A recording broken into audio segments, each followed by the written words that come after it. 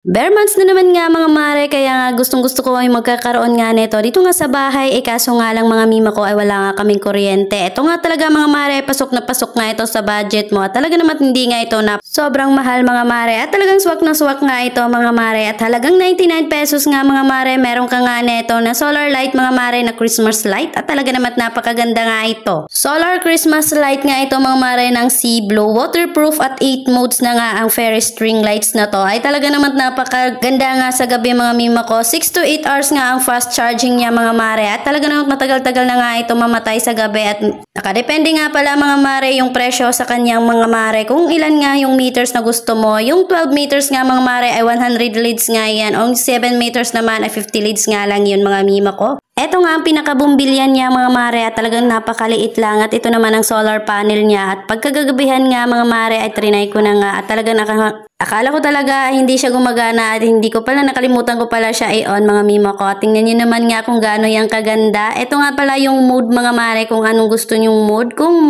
lumanay lang o hindi mga mima ko. Syempre sa may mga gusto ilalagay ko nga ang link sa comment section, hindi kaya sa yellow basket. Go!